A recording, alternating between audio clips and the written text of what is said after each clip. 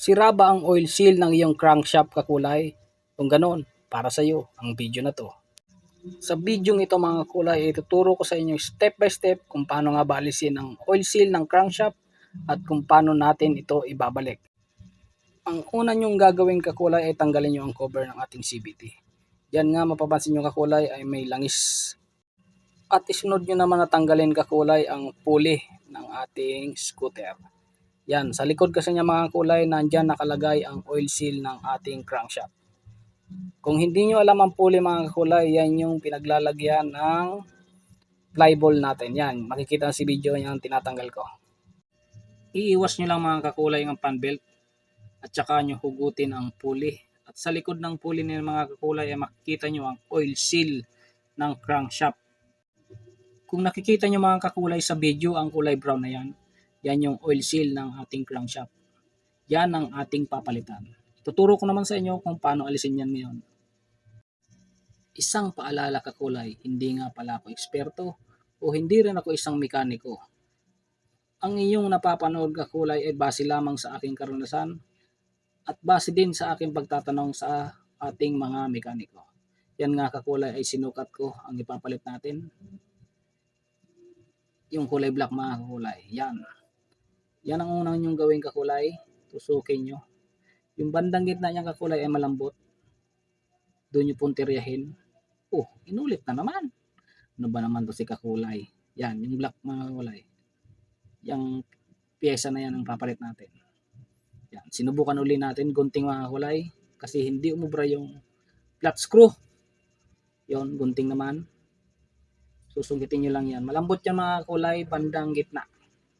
Yan din ang sinabi sa atin ng mekaniko kung paano alisin yan. So, mukhang hindi rin obra mga kulay ang gunting.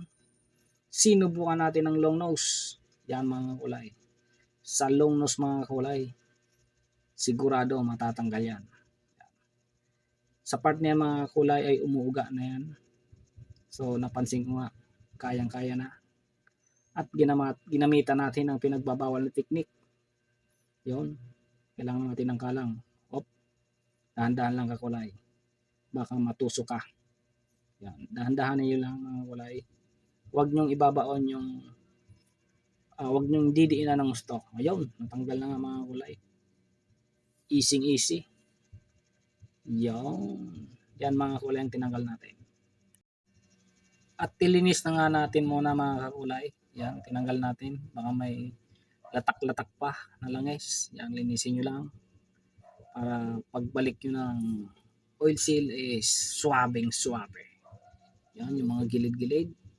Punasan nyo lang. Para yung dumi-dumi dyan matanggal. At hindi pumasok sa loob. Yan. Ipasok nyo lang dahan-dahan. Huwag nyo nga pala masyado kakulay diinan, baka dumiretso.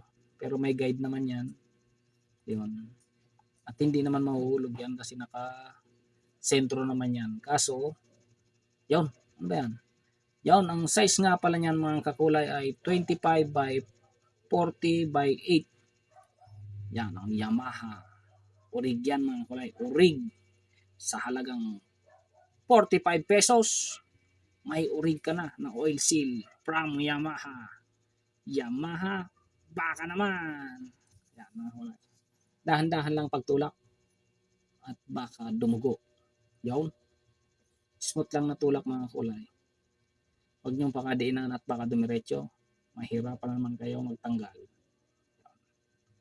Konting diin lang. Push pa, push. Yan, silipin nyo lang pag pumantay na doon sa gilid ng crankcase. Yan. Unting pantay lang kulay.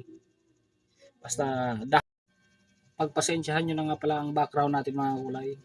May contest kasi ngayon na mga nagiinom. So, sa background natin nandyan talaga.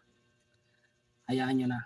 Basta ang importante, maganda ang boses ni kakulay. At syempre mga kakulay, bago nyo ibalik yung mga piyesang tinanggal nyo, at dahil may langis yan, kailangan nyong linisan. Kung wala kayong panglinis ng CVT, bumili kayo ng gasolina, tsaka nyo linisan. Dahil kung tubig na may sabon lang, hindi umubra. Ginawa ko na.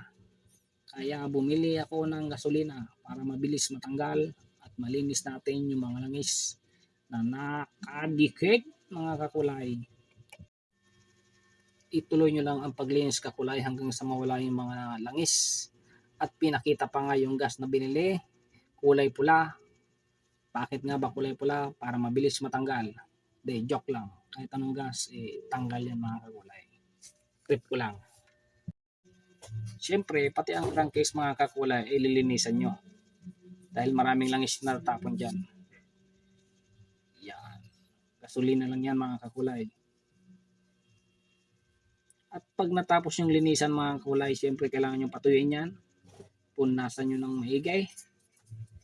Yan. Hindi ko nga pala pinakita dyan. Kasi masyado nang mahaba. Nilinisan ko uli mga kulay ng tubig na may sabon yan, siyempre. Hindi naman purong gas lang. Yan. At unti-unti na natin ibabalik mga kakulay. Kung paano nyo tinanggal, ganun nyo din sila ibabalik. Yan. Hindi ko na nga pala gaano haba ng video nito mga kakulay. Sana ay may nakuha kayong idea kung paano pagpapalit ng ating oil seal. At yung pagbabalik ng mga parts na mga kakulay ay basic na. Kung hindi nyo pa alam, panoorin nyo ang ating mga video. At sa mga hindi pa nga pala nag-subscribe sa ating FB at sa ating YouTube channel, baka pwede naman, palambing mga kakulay. O paano mga kakulay, hanggang sa muli, ito si Amo Just PH, nag-iiwan ng Ride Safe kakulay!